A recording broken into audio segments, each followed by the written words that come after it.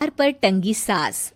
पंजाबी में कहावत है, सास चंगी होवे या ते दीवार ते टंगी होवे। संगीता की शादी भी एक ऐसे ही घर में होती है जहां उसकी सास दीवार पर टंगी होती है। ससुर और पति शादी के पहले दिन उसे सास के फोटो के सामने ले जाते हैं, जहां ससुर जी कहते हैं, बेटा बेटा संगीता, ये तुम्हारी सास थी, बहुत नेक और भली, लेकिन थोड़ी गुस्सैल थी।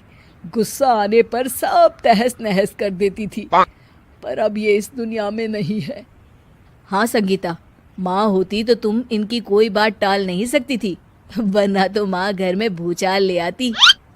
संगीता मन में खुश होती है कि अच्छा है कि ऐसी औरत अब इस घर में नहीं है, लेकिन दिखावे के लिए वो जैसे ही सास की फोटो के सामने हाथ जोड़कर खड़ी होती है, ये क्या? सास उसे देखकर मुस्कुराने लगी।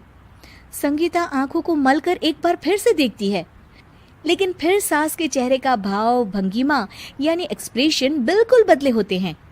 वो अपने पति और ससुर को कहती है, माँ की तस्वीर तो स्माइल कर रही है। ना ना बेटी, ये कैसे संभव है? जरूर तुम्हें कोई गलती हुई होगी, ऐसा कैसे हो सकता है? लगता है तुम शादी की सारी फॉर्मेलिटी करते करते थक गई हो, तुम्हें आराम की जरूरत है संगीता। खैर, सारे संगीता की बात को इग्नोर कर कमरे में चले जाते हैं। वैसे सास की फोटो पर एक्सप्रेशन एक के बाद एक बदलते ही रहते हैं।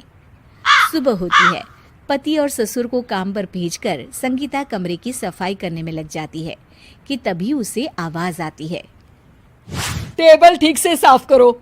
ऐसे भी कोई टेबल साफ करता है? इससे अच्छा तो ये गंदा ही था।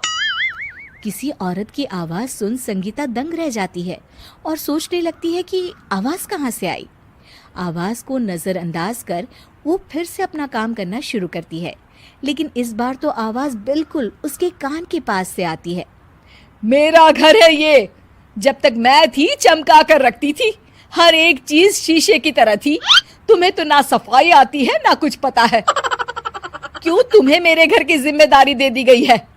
पता नहीं तुम में मेरे बेटे को क्या दिखाई दिया। मैं होती तो एक से बढ़कर एक लड़कियों की लाइन लगा देती।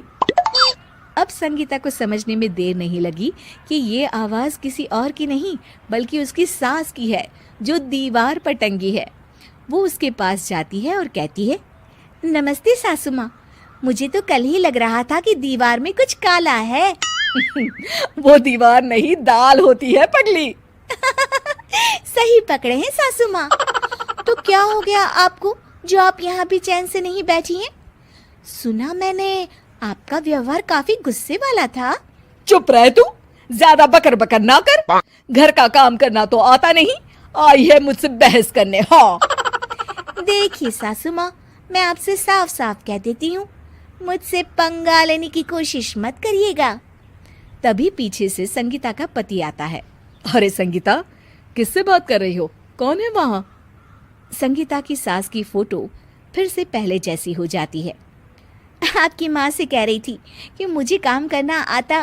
अरे संगीता, माना सास के ताने हर बहू को अच्छे लगते हैं, लेकिन यहाँ तो माँ है ही नहीं। तुम तो फोटो से ही तुम भी लाजवाब हो संगीता। किसी को विश्वास नहीं होता कि संगीता अपनी मरी हुई सास की फोटो से बात करती है। वहीं आए दिन संगीता की सास संगीता को किसी न किसी बात पर आते जाते ताने देती। संगीता को भी अब सास के तानों और उनसे बात करने की आदत हो गई।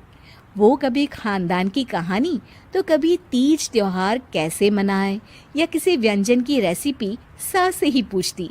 सारा दिन घर में अकेली संगीता की सास अब उसके लिए तानों के साथ पक्की साथी की तरह भी रहने लगी थी, जो किसी और को नहीं बल्कि संगीता को ही सुनाई देती। तो देखा आपने, सास बहू का रिश्ता हर रिश्ते से ऊपर होता है।